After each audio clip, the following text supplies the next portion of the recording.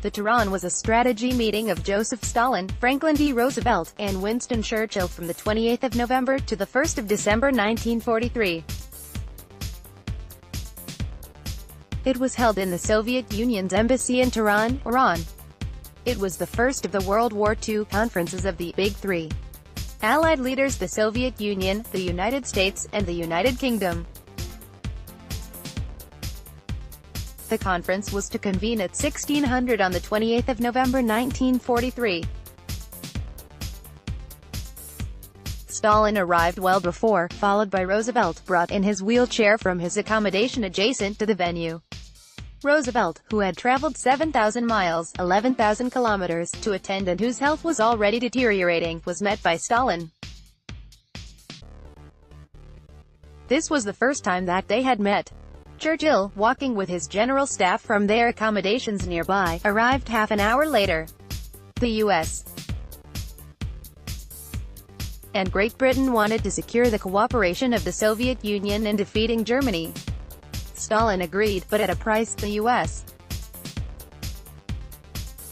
and Britain would accept Soviet domination of Eastern Europe, support the Yugoslav partisans, and agree to a westward shift of the border between Poland and the Soviet Union.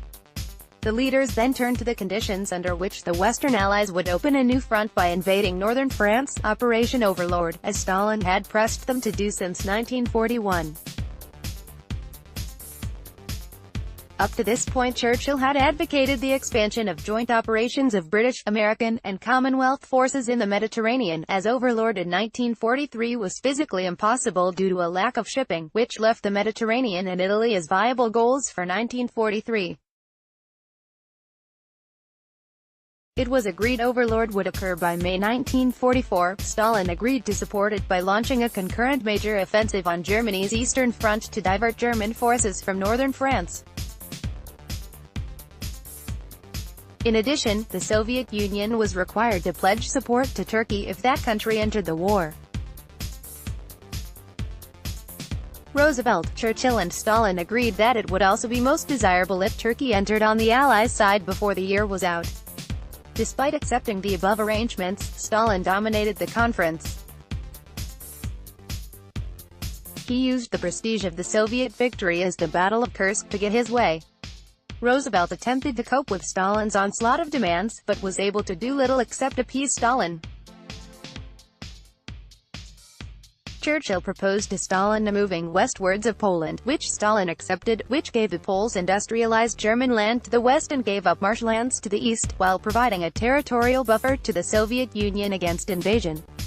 Interesting facts: Stalin proposed executing 50,000 to 100,000 German officers so that Germany could not plan another war. Roosevelt, believing Stalin was not serious, joked that maybe 49,000 would be enough. Churchill, however, was outraged and denounced the cold-blooded execution of soldiers who fought for their country. He said that only war criminals should be put on trial in accordance with the Moscow document, which he himself had written. He stormed out of the room, but was brought back in by Stalin, who said he was joking. Churchill was glad Stalin had relented, but thought Stalin was testing the waters. Note on the pictures that each of the leaders is sitting on a different type of chair. It's heavily documented, especially during that era, how important chairs were to their leaders. So all three most likely took their favorite chairs with them wherever they went in case they had to sit down. That's probably why there are three different chairs in the photo. Roosevelt was the only one not to have an actual military rank. Stalin never wore military uniform prior to 1943, when he got military rank of Marshal of the Soviet Union. He wears regular uniform of the Marshal on this picture. Churchill ended his army career as a lieutenant colonel in the Territorial Army, which is like the Army Reserve. The uniform he's wearing there is that of an RAF Air Commodore, which is the equivalent to an U.S. one-star rank. He was often seen wearing that uniform in World War II, as he had been awarded an honorary rank by an RAF squadron in 1939.